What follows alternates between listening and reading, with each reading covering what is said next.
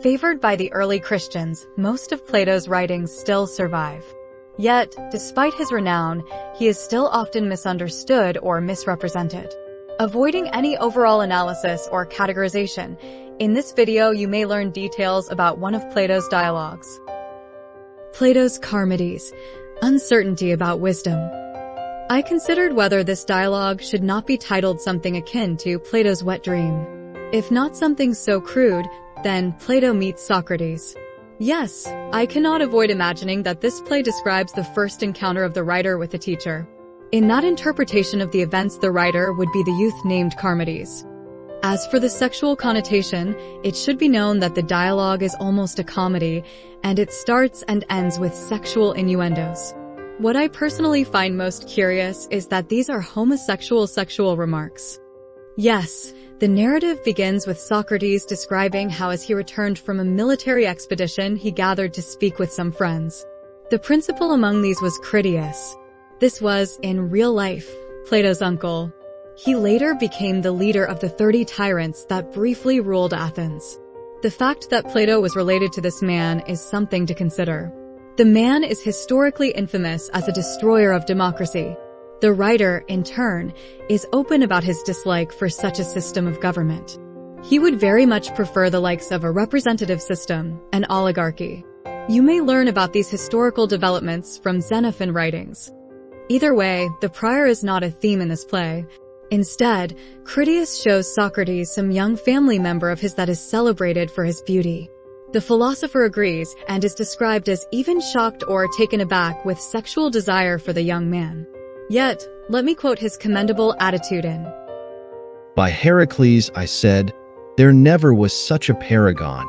If he has only one other slight addition, if he has a noble soul. I should make clear this text is not really a dialogue. It is a narrative of a dialogue. Also, as a young man, Plato, the writer, was a wrestler and renowned for his physique. In fact, the name Plato is but a nickname that indicates his strong bodily features. As I was saying, Critias counsels Socrates to pretend knowing something about medicine as the young man is plagued by minor headaches. After meeting, the philosopher uses this ruse to inquire about Charmides' temperance or wisdom. Aside from the sexual remarks, of which I will skip most, this is the theme or subject of the play. The philosopher says that in medicine it is essential not only to treat a part of the body, but the whole of the person. As such, when asked if he is temperate, Charmides blushed, and the blush heightened his beauty, for modesty is becoming in youth. The young man eventually makes clear that he cannot answer whether he is, or is not, temperate, because to say that he is would be a self-adulation, which would not be temperate, and to say that he is not so, would be a lie. The philosopher utilizes this to inquire about what is temperance. I should note that the word must not be a perfect translation of the concept invoked. It is later used as synonymous with wisdom. Therefore, I hold Plato to mean something akin to wisdom in a general sense, rather than a particular personality trait, as the word temperance is likely to be understood. Charmides first says that wisdom is doing things quietly and orderly. However, Socrates quickly dismantles this definition. He says that many things are best done, are well done, only if they are done quickly. Charmides then changes answer in saying that it constitutes being ashamed of indecency or being modest. As before, the philosopher refutes this definition. He invokes none other than the poet Homer as saying, Modesty is not good for a needy man. Meaning, sometimes in life it is bad to be modest. Sometimes one must be indecent, bold, or aggressive. The point is that whatever is meant by the term temperance is something that must always be good. Again, I do not think temperance is a perfect translation, but I would not be surprised if there was no perfect translation in modern language. Charmides then changes his approach as he says that he has remembered someone else's opinion on the subject. This unnamed person told him that temperance is doing our own business. Socrates immediately guesses that it was Critias who previously told this to the boy. Critias, however, does not admit so.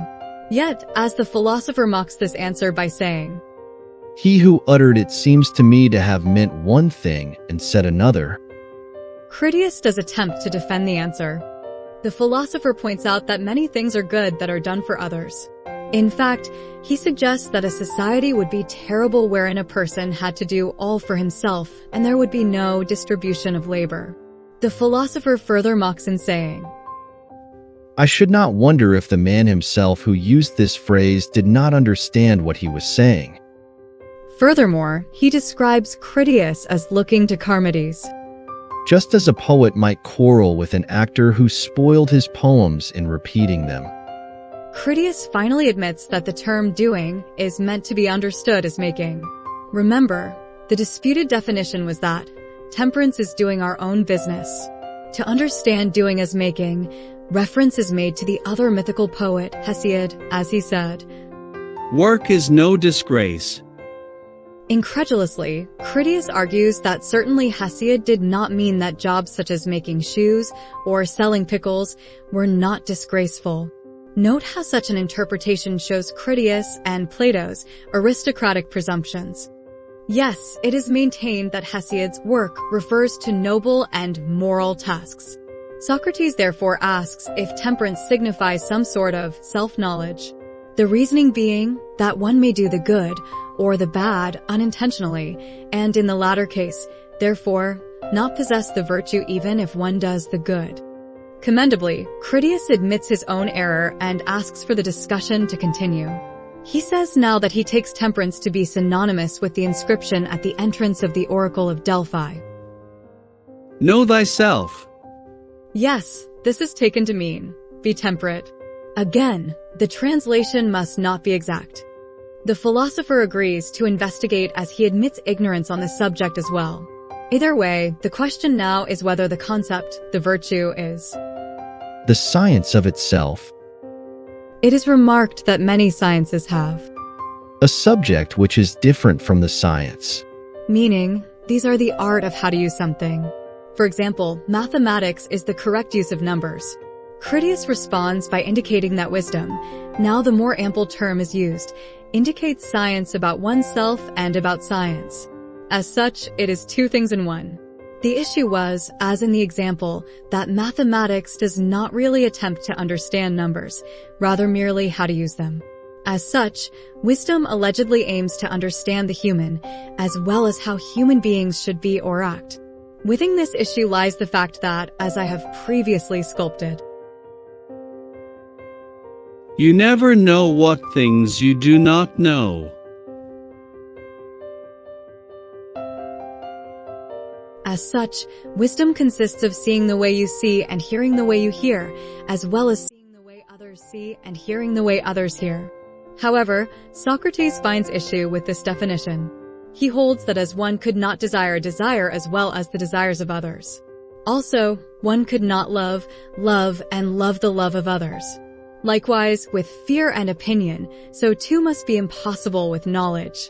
At best, a person may be aware of thinking that he knows or does not know, but not of the knowledge itself. Meaning, by this definition, wisdom may grant you the ability to know if you think you know medicine, but not knowledge of medicine. Likewise, for people, they may think they know, but they may not know what they do or do not know. I should note that the philosopher reaches the prior conclusion by assuming, as a hypothesis, that such a thing as a science of science does exist. I repeat, it would not be a science that teaches other sciences, rather, at best, it would teach whether other sciences are present or being attempted. Therefore, he asks, But then what profit, Critias, I said, is there any longer in wisdom or temperance which yet remains, if this is wisdom?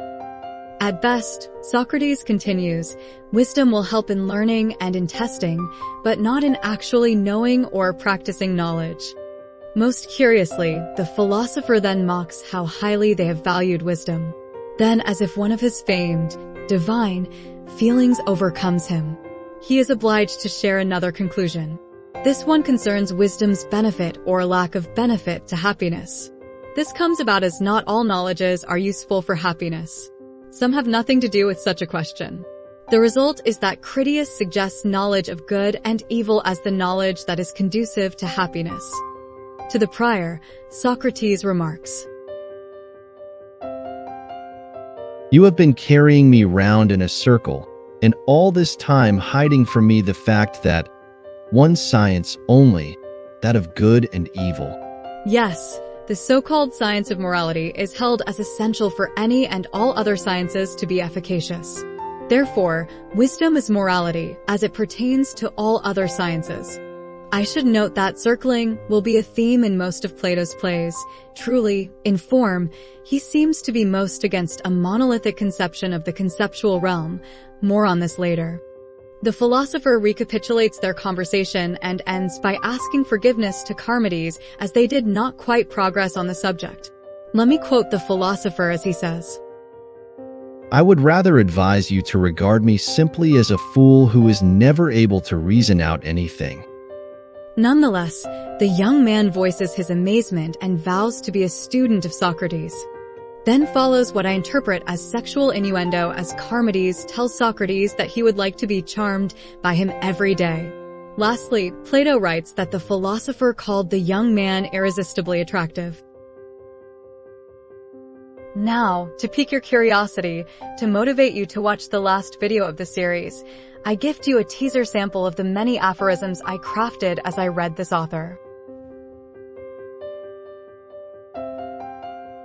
Although modesty is the most attractive quality in youth, it is the most ridiculous in adulthood.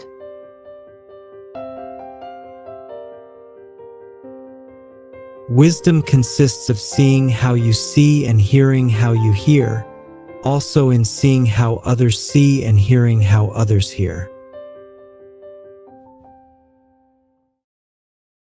If you enjoy or gain from my aphorisms, know that I have thousands.